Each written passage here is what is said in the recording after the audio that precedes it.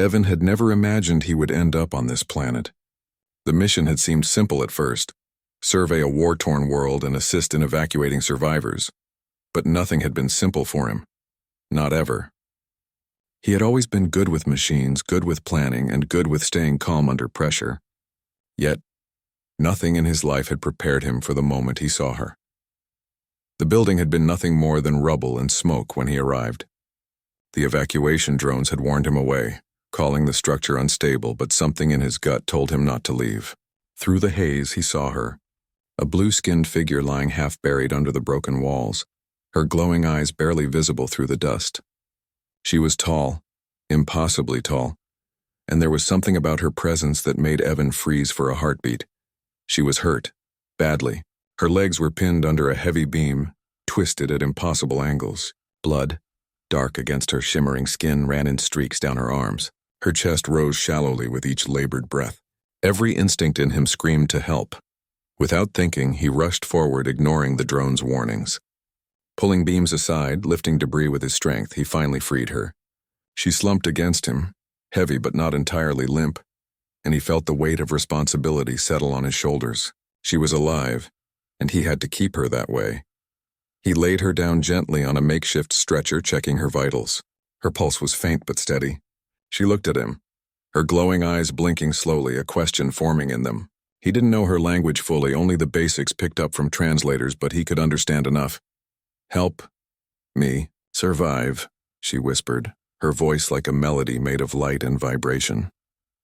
Evan nodded, though he didn't speak her language well. I'll keep you safe," he said. His words sounded strange even to him. How could he promise something he didn't even fully understand? Yet the resolve in her eyes demanded it, and he could not refuse. The storm was coming. Radiation storms were frequent on this planet, and they were deadly. He dragged her to a sheltered alley, using his body to shield her as best he could. He wrapped her in thermal blankets, placing himself over her to provide warmth. In the stillness, with the wind howling outside and the world collapsing around them, a strange bond began to form. It was not love in any way Evan had ever known. It was something purer, something born of survival. They shared a space, a breath, a heartbeat. Each small movement, each careful adjustment was a silent promise that he would not let her die here. And in her eyes he saw gratitude, respect, and something else he could not name. Hours passed. The storm raged outside, but inside their fragile shelter the world seemed paused. She whispered things he only half understood. Names of planets, of people, of battles. He responded with nods and simple words. She seemed to understand his language better than he understood hers. But she made no complaints, only soft hums that comforted him in return. When the storm finally cleared, the rescue team arrived. They had expected casualties, not survival. Seeing Evan standing over the blue-skinned woman, ensuring she moved safely onto the transport, they nodded at him in quiet approval. He did not think much of it at the time.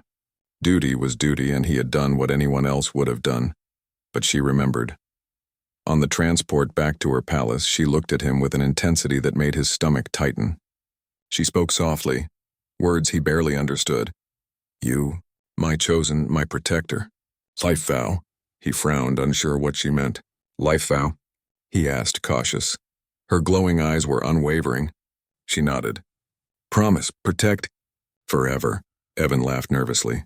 "I can protect you now, I can try, but forever. I don't even know if I'll see tomorrow." She touched his hand lightly, her fingers cool against his skin. "Enough trust."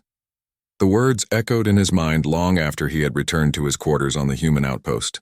He didn't dwell on them, convincing himself it had been part of the alien culture, a ritual perhaps, or simply a way to thank him. But some part of him could not forget her. The way her eyes had held his, the way she had trusted him without hesitation. Years passed. He was transferred to another system, another mission, and the memory of the blue-skinned princess faded like mist. He told himself it was only duty, nothing more.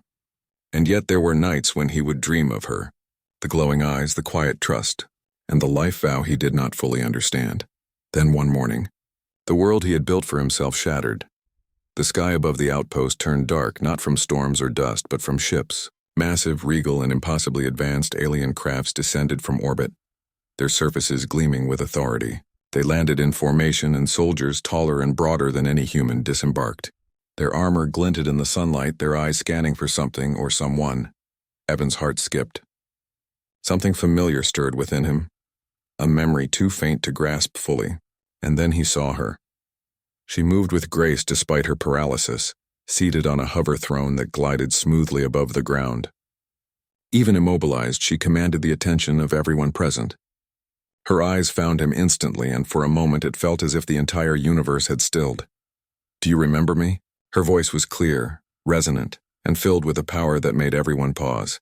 "I am the disabled princess you vowed yourself to. The one you mated with." Evan froze. His mind raced. Mated? His stomach twisted, his heart pounding in disbelief. Memories surged. Fragments of that storm, her hand on his. The words he didn't understand fully. He had only ever thought of them as survival, as duty. And yet, here she was, calling him a mate before an entire alien delegation.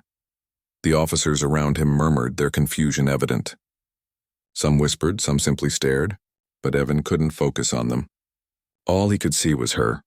The same glowing eyes, the same calm intensity, the same undeniable presence that had haunted his dreams for years.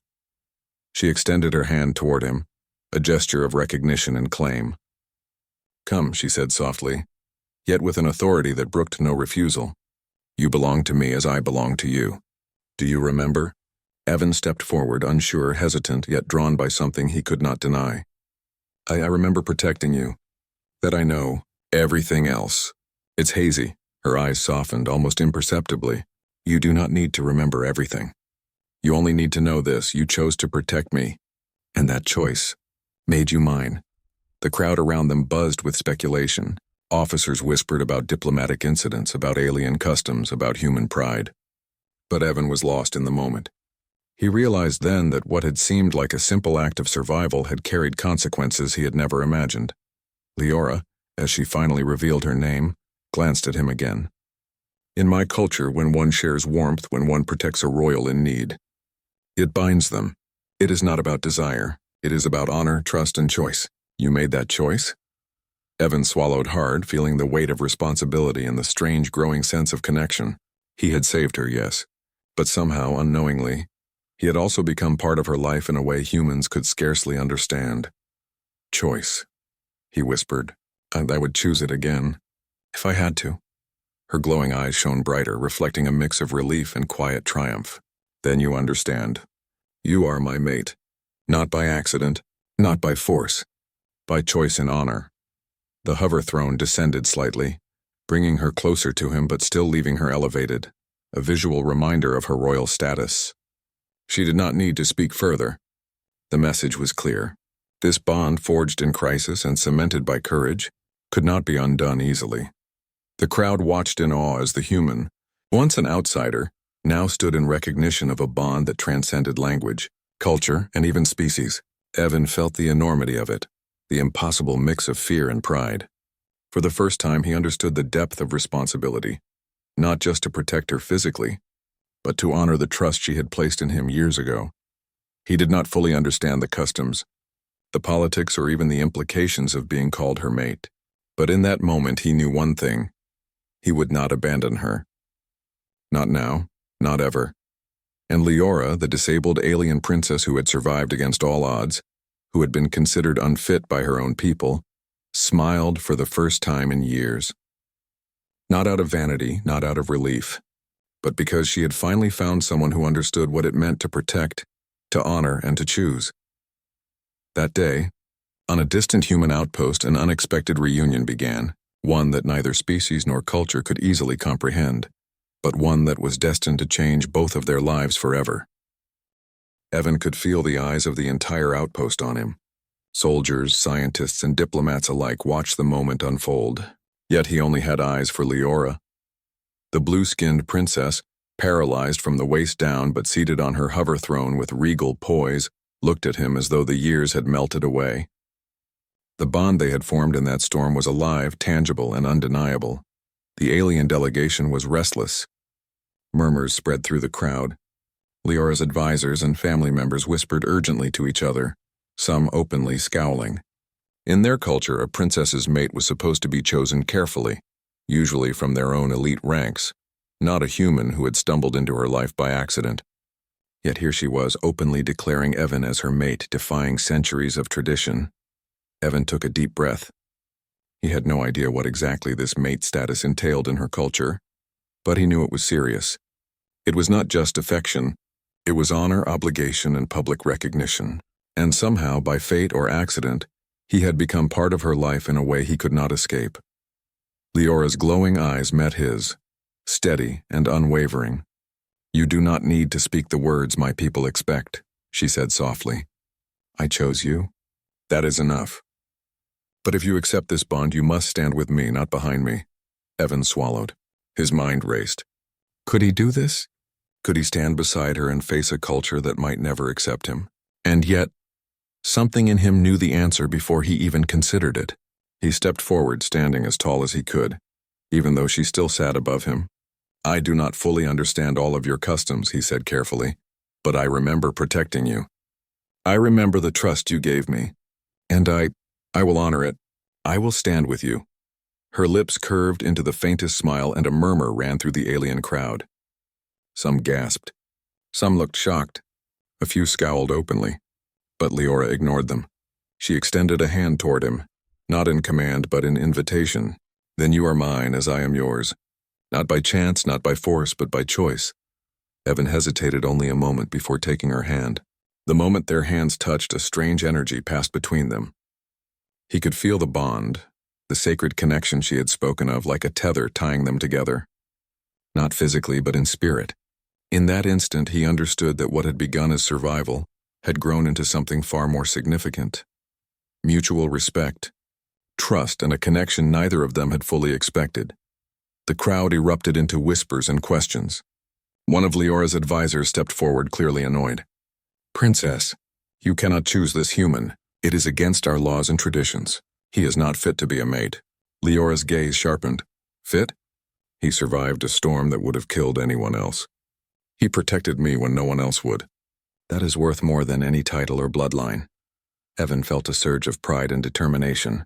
These people doubted him, but he would prove them wrong, not with strength alone, but with courage, intelligence, and loyalty. "I will not fight with weapons," he said, "but I will show you that I am worthy of standing by her side, not for power, not for glory, but for honor." The crowd seemed skeptical, but Leora nodded in approval. "Then we will test him in the way our culture honors mates." Evan's stomach tightened. He had no idea what to expect, but he knew he would face it head-on. The challenge was simple in explanation, but complex in execution. A demonstration of intelligence, courage, and the ability to protect her without violence if possible. It was a tradition that separated those who were truly worthy from those who merely sought prestige. The first challenge took place in the palace gardens, a sprawling area filled with alien flora and intricate structures. Leora remained seated on her hover throne, observing, as Evan navigated a series of obstacles designed to test his agility, quick thinking, and problem-solving skills. He moved carefully, calculating each step. When a sudden trap opened beneath him, he leapt instinctively, grabbing a branch of an alien tree to swing across. The crowd gasped. A simple human, yet capable of moving with precision and bravery. The second test required him to solve a complex mechanical puzzle, a device that controlled the palace gates. Many had failed before him, relying on brute force or brute intellect. Evan approached it with patience. He studied the mechanism, recalling the repairs he had performed on distant ships, the technical knowledge he had honed over years. Slowly, deliberately, he manipulated the gears and levers, and with a satisfying click, the gates opened. The crowd murmured in astonishment. Even the harshest critics could not deny his skill. Leora's eyes glowed with pride. She had chosen correctly. This human who had saved her life without thought, who had protected her when she was vulnerable, was proving his worth in a way her people could not ignore. The final test involved a simulated threat, a holographic ambush designed to test his ability to protect her under pressure. Evan moved instinctively, positioning himself between the threat and her hover throne. He used quick thinking to manipulate the environment, creating barriers and distractions that neutralized the danger without harming any of the holographic attackers. When the challenge ended, the crowd erupted into applause. Even those who had doubted him now bowed in acknowledgement. Leora's voice rang out clear and commanding. "This is my mate. Not because he is perfect, not because he is strong in the ways my people expect, but because he has honor, courage, and loyalty. He chose to protect me, and that is what makes him worthy." Evan exhaled, finally allowing himself a moment to relax.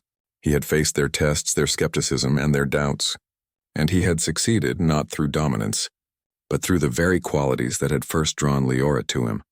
Over the next few days, their bond deepened.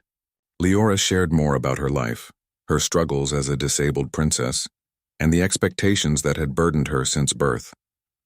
Evan listened, offering support, understanding, and a perspective she had rarely encountered among her own people. In turn, Evan shared his own story, his life among humans, his missions in distant galaxies, and the moment he had first realized that protecting her had been more than duty. Through these exchanges, a partnership grew, one based on mutual respect and choice rather than obligation or accident. The alien court could not ignore them any longer. Some still whispered, some plotted, but the public display of trust and respect between human and princess had shifted the balance. Leora had made her choice, and now she stood firmly beside Evan, a visual testament to their bond. A private moment came late one evening when the palace gardens were empty except for them. Leora hovered close. Her hover throne settled near the ground so that Evan could stand beside her comfortably. "You do not know what this means to me," she said softly. "I have been told my life would be lonely, that no one could honor me as I am. Yet here you are, a human, standing by my side willingly." Evan shook his head. "I did not save you because of your status. I did it because it was right. And standing by your side now, it is no different. I don't need titles or recognition. I just need to honor what we shared, what we promised." Her glowing eyes shimmered with emotion. "You honor me in ways I never expected. You see me, not the title, not the disability, not the politics. You see me?" Evan smiled, a rare warmth spreading through him. "I only ever saw someone who needed help, someone who trusted me. That's enough." The days that followed were filled with preparations, discussions, and challenges from both human and alien officials. Yet through it all, Evan and Leora grew closer. Their bond, forged in crisis and tested through courage and respect, became the foundation of a new understanding between their worlds. Finally, the day came when they had to formalize their bond. Not as a political maneuver, not as a ceremonial act, but as a recognition of choice and honor. The entire court gathered, along with human officials, to witness the acknowledgement of Evan and Leora as mates. Evan felt a mixture of nerves and determination. He took her hand, steadying her hover throne, and looked into her glowing eyes. "I accept this bond," he said clearly. "I choose to stand with you as your partner, as your mate, as your equal." Leora's eyes brightened, a smile lighting up her face. "And I choose you, not because of duty, not because of tradition, but because you are worthy of my trust, my honor, and my life." The crowd fell silent for a moment, processing the declaration. Then slowly applause began, first from the humans, then from the aliens, hesitant at first but growing in volume. Even the harshest critics could not deny the strength of a bond forged by courage, respect, and choice. Evan and Leora stood together, human and alien, unequaled in strength only by their shared commitment. A partnership had been formed not by accident, not by obligation, but by the simple yet profound truth that two beings, from entirely different worlds, had chosen each other. In that moment, Evan understood something he had never known before. Honor and courage transcended species, culture, and expectation. And love, if it could even be called that, was not bound by convention. It was bound by choice, trust, and the willingness to stand together in the face of the impossible. As night fell over the palace, Evan looked at Leora, seated gracefully despite her disability, and felt a sense of peace he had never known. The human engineer and the alien princess had found each other across galaxies, across languages, across cultures, and together they would face whatever challenges lay ahead, not as protector and protected,